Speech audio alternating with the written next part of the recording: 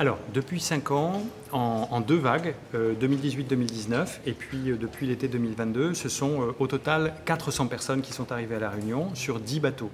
Donc moi j'ai voulu rappeler ça pour dire que c'est un phénomène qu'on prend très au sérieux, je peux y revenir, mais ce n'est pas une vague migratoire énorme qui concerne notre territoire. 860 000 habitants à La Réunion, 400 personnes qui sont arrivées, et sur ces 400, 260 qui sont déjà repartis parce que nous les avons reconduites dans leur pays. Oui, je pense que c'est important pour nos concitoyens, pour les Réunionnaises et les Réunionnais, de dire les choses clairement.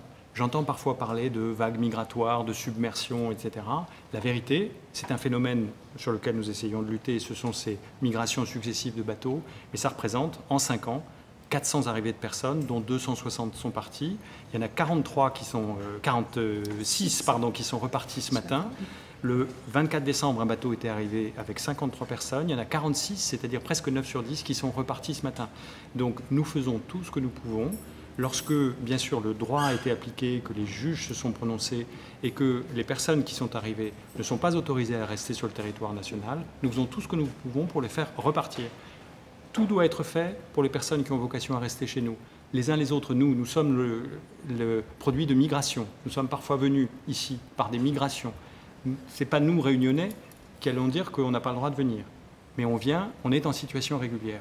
Si en revanche on est en situation irrégulière, on doit repartir. Et donc c'est toute l'énergie de mes services qui est mise pour faire repartir ces personnes qui ne doivent pas rester, parce que l'état de droit, c'est si on a le droit de rester, on reste. Si on n'a pas le droit de rester, on repart. Oui, ce qu'il faut expliquer à nos concitoyens, c'est que, comme préfet maritime, moi j'ai l'obligation d'appliquer le droit de la mer. Quand un navire arrive près de nos côtes et se signale en détresse, qu'est-ce que vous voulez qu'on va faire? On va attendre qu'il coule? On va attendre que des personnes se noient?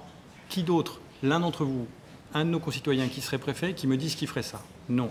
Donc bien évidemment, quand des personnes se signalent en détresse, on les accueille et on les fait arriver saines et sauves sur notre territoire. Autre chose est de savoir si elles vont rester. Si elles n'ont pas vocation à rester, au terme de procédures qui ont lieu en quelques dizaines de jours, parfois un peu plus longtemps, mais c'est le droit. Si elles n'ont pas vocation à rester, elles repartent. Mais c'est autre chose de dire qu'on ne devrait pas les accueillir lorsque le bateau arrive et qu'il se signale en détresse. Alors, on sait que le jour même où on a fait partir 46 migrants par un avion et qui est arrivé à Colombo, au Sri Lanka, effectivement, on a l'information d'un autre bateau qui était parti depuis un moment et qui est en train d'arriver sur nos côtes.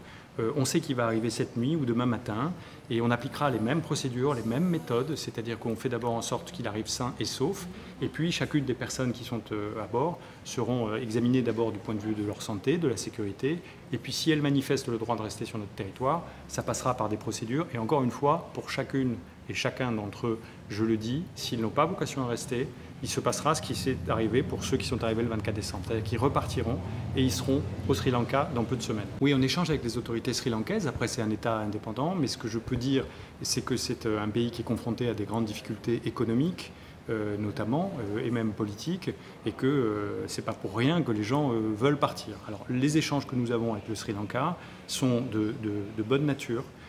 Et nous permettent de savoir qu'ils font beaucoup d'efforts pour éviter que les bateaux partent du Sri Lanka. Voilà. Manifestement, il y en a qui partent, mais on est en échange avec un État qui fait une bonne partie de l'effort, et ça, c'est très positif. Je parle toujours franchement, il y aura sans doute encore d'autres arrivées, donc il va y en avoir un 5e qui arrive sans doute demain, et peut-être qu'il y en aura d'autres, parce qu'on envoie un message à ces malheureux migrants qui veulent partir, et aussi sans doute aux passeurs qui essaient d'organiser des filières. Le message qu'on envoie en renvoyant 7 sur 10, 9 sur 10 de ceux qui sont arrivés, c'est La Réunion, ce n'est pas une destination pour la migration irrégulière. Donc arrêtez de penser que vous pouvez envoyer des bateaux vers nous. Mais pour que ce message passe, alors que certains sont parfois déjà partis depuis longtemps, on aura encore à connaître des arrivées et le message va passer. Et encore une fois, ce phénomène qui est un phénomène qui nous contrarie tous, c'est un phénomène qui est maîtrisé, contrôlé, qu'on va continuer de maîtriser. En fait, certains des bateaux qui sont venus à La Réunion sont passés par l'archipel des Chagos, qui est aujourd'hui un territoire sous administration britannique. Alors ce n'est pas le cas de tous les bateaux, mais quand ils sont passés par les Chagos, c'est vrai qu'il est arrivé qu'ils repartent soit directement, soit après quelques jours ou quelques mois, et que certains arrivent chez nous. Voilà. Pour une raison qui est simple et compliquée en même temps, c'est qu'ils ne demandent pas l'asile politique, ils ne demandent pas à rester aux Chagos, ils ont envie de venir pour l'instant à La Réunion.